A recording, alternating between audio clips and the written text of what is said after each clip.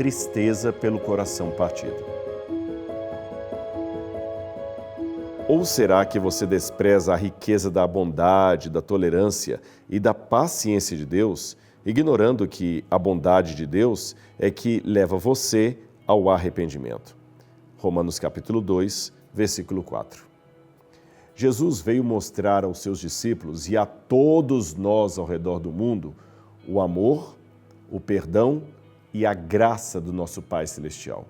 Jesus desejava que todos nós pudéssemos ver como Deus tem apreço em nos salvar e não em nos condenar. A condenação, em primeira instância, é obra do inimigo de Deus, não de Deus. Jesus também queria revelar que Deus está constantemente trabalhando para levar o maior número possível de pessoas a aceitarem seu amor, sua graça, sua bondade. É justamente a fidelidade de Deus e o seu carinho que nos conduz ao arrependimento, como aconteceu na experiência do apóstolo Pedro. Você conhece na Bíblia. Pedro estava ao redor do fogo que ficava na casa do sumo sacerdote. Você conhece a história pelo Evangelho. E ali foi que eles o acusaram de ser discípulo de Jesus. E Pedro então retrucou: "Oh, não sou discípulo, de jeito nenhum." Mas eles afirmavam: "Sim, você é discípulo de Jesus. Nós percebemos pelo jeito de você falar." Pedro então começou a praguejar e a jurar, negando que não conhecia Jesus e que não tinha relação nenhuma com esse nome. Olha que curioso.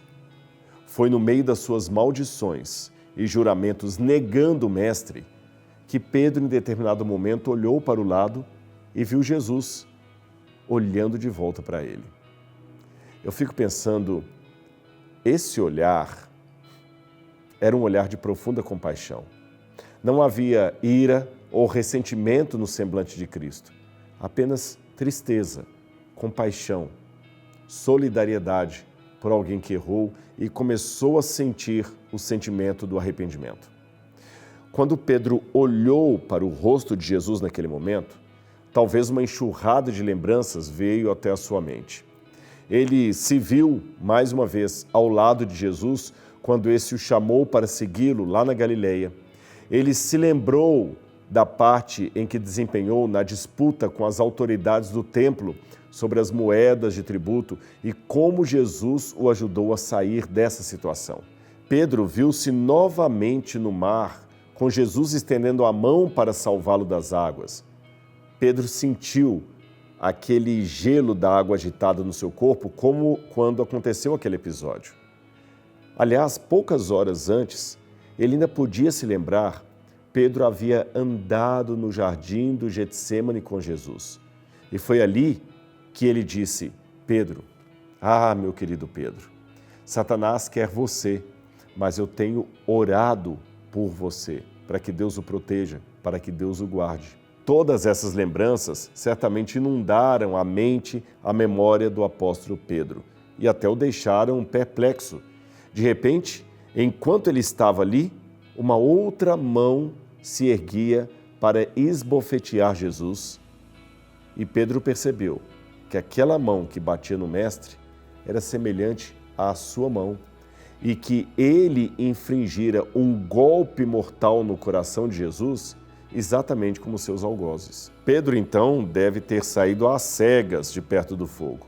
Quem sabe, dá para imaginar, ele atravessou o portão do pátio da casa do sacerdote, passou pelas ruas, saiu da cidade de Jerusalém e foi em direção ao jardim. Quem sabe ao jardim do Getsêmani. Ali eu fico imaginando Pedro andando às cegas, chorando, soluçando, até encontrar o mesmo lugar onde Jesus antes havia orado. Quem sabe, se de imaginar se trata, Pedro prostrou-se com o rosto em terra e desejou naquele momento morrer com seu mestre. A sua maior dor nesse momento é que ele havia partido o coração do seu melhor amigo. Mas ele estava realmente arrependido.